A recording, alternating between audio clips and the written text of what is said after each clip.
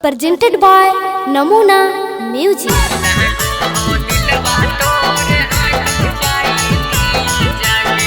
Mixed by SP Nitish.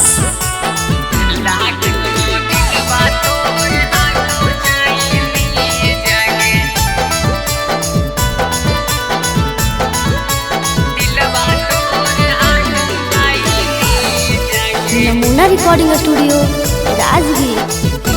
हेगे पत्थर पासी जाओ तो और दिलवा ना पासी जाओगे। पत्थर पासी जाओ तो और दिलवा ना पासी जाओगे।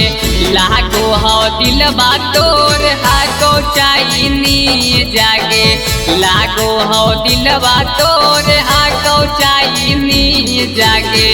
जन देखाई पैसा ओने जाही दूरी जागे। जन देखाई पैसा ओने जाही दूरी जागे। लागो हो दिलवा तोर हाको चाइनी जागे।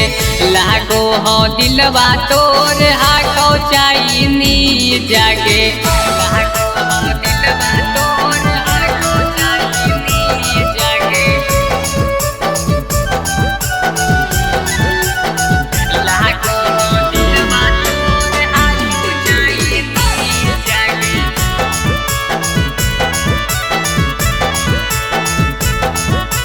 दिलवा तोर हाको चाइनी जागे। नमूना रिकॉर्डिंग स्टूडियो राजगीर। अगे एको जगह न टीका हाही बड़ी सस्ता बिका हाही। केकरो तूता होनी नाही सगरो जाके चीखा हाही। अगे एको जगह न टीका हाही बड़ी सस्ता बिका हाही। केकरो तूता होनी नाही सबके जाके चीखा हाही। कितना के जिंदगी तूता कर देनी बसी जागे। कितना के जिंदगी तूता कर देनी बसी जागे।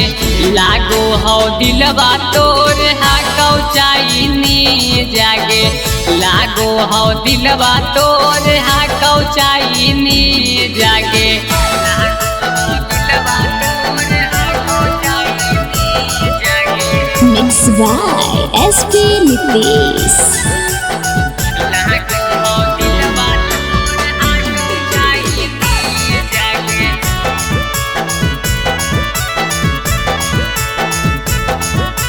दिलवा तोर हाको चाइनी जागे। नमूना रिकॉर्डिंग स्टूडियो राजगीर।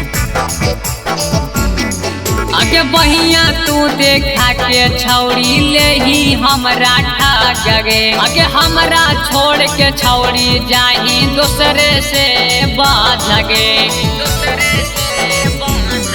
अगे बहिया तू देखा के छौड़ी ले ही हमरा ठग गे। अगे हमरा छोड़ के जाही छौड़ी दूसरे से बात गे। दिला बहादुर के पढ़ाई डाइटा डी जागे। रहबी निशांत के पढ़ाई डाइटा डी जागे। लगा हो कि दिलवा तोर हाको चाइनी जागे। लगा हो कि दिलवा तोर हाको चाइनी जागे। नमूना रिकॉर्डिंग स्टूडियो राजगीर।